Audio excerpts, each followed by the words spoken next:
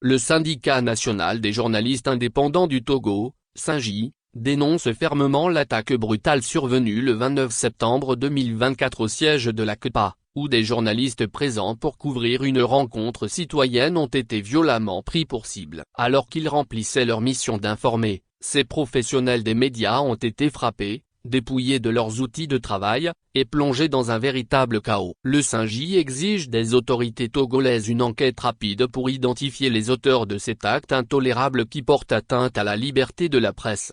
Communiqué numéro 2/2024, relatif à l'agression essuyée par des journalistes au siège de la CEPA ce 29 septembre 2024, Lomé, le 30 septembre 2024. Le syndicat national des journalistes indépendants du Togo, SYNJ, tient à exprimer sa vive préoccupation et son indignation à la suite de l'agression violente survenue le dimanche 29 septembre 2024 au siège du parti CEPA, Convention démocratique des peuples africains, à Lomé.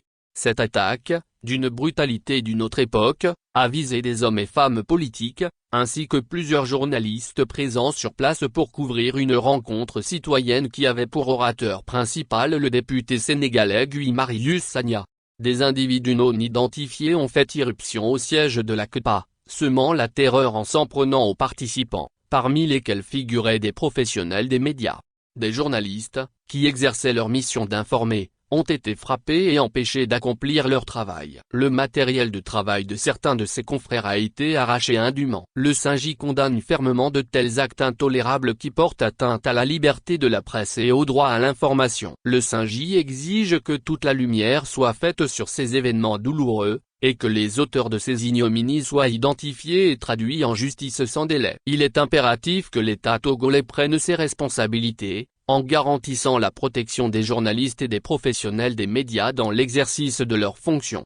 Un journaliste présent lors de l'agression, sous couvert d'anonymat, a ainsi résumé les événements dramatiques de ce 29 septembre 2024, personne ne peut dire avec précision ce qui s'est réellement passé, ni à quel moment les agresseurs sont entrés dans l'enceinte. Nous étions dos à l'assistance. Soudain, lorsque le député Sagna a demandé à l'Assemblée de se lever pour l'exécution de l'hymne national du Togo, des chaises ont commencé par voler au-dessus de nos têtes. J'en ai même reçu une dans le dos. C'était la panique totale. Et de poursuivre, j'ai réussi à sortir de l'enceinte du siège de la CEPA, mais alors que je filmais une femme blessée, un milicien m'a arraché mon téléphone. Et jusqu'à présent, je n'y ai plus accès. Ces témoignages illustrent la violence subie par les confrères sur place qui se sont retrouvés au cœur d'une scène de chaos, sans aucune sollicitude pour leur sécurité.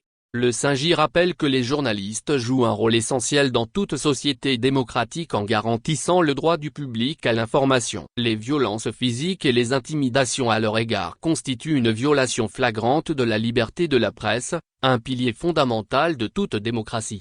Le SYNJ exprime enfin sa solidarité à l'endroit des journalistes blessés et victimes de ces violences. Il les invite à rester vigilants et prudents sur les lieux de manifestation publique. Aucune intimidation, menace ou violence ne saurait réduire au silence ceux qui se donnent pour mission d'informer en respectant la déontologie de leur profession.